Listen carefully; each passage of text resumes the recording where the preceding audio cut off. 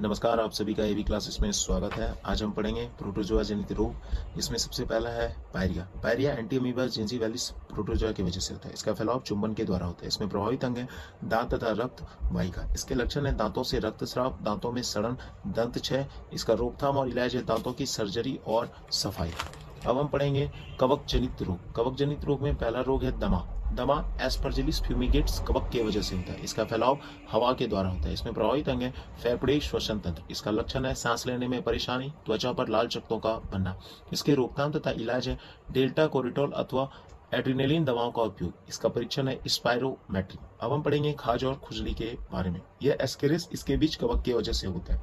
इसका फैलाव प्रत्यक्ष संपर्क के द्वारा होता है। इसमें प्रभावित अंग है त्वचा। इसका लक्षण है त्वचा पर खुजली होना, त्वचा पर चकत्तों का बनना, और इसका रोकथाम और इलाज है कवकनाशी क्रीम के द्वारा।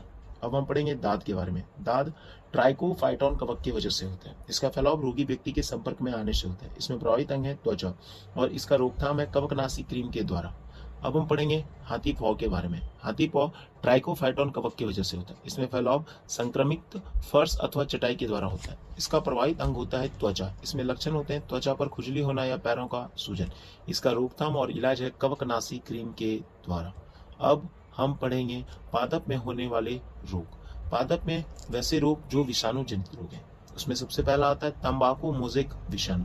यह तंबाकू मोज़ेक विषाणु के वजह से होने वाला बीमारी। इसका लक्षण है पत्तियों का सिकुड़ना तथा छोटा हो जाना, हरित लवक का नष्ट हो जाना।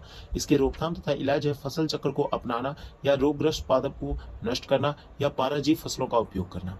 अब हम पढ़ेंगे आलू में होने वाले मोज़ेक रोग।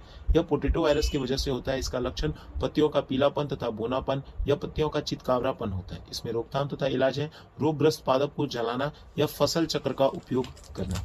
अब हम पढ़ेंगे आलू में होने वाले उत्तक क्षय रोग के बारे में। यह पोटैटो वायरस की वजह से ही होता है। इसका लक्षण पत्तियों का बोनापन, पत्तियों का पर तीखे दाग। इसके रोकथाम तथा इलाज है रोग मुक्त बीजों का चुनाव या मिट्टी का उपचार।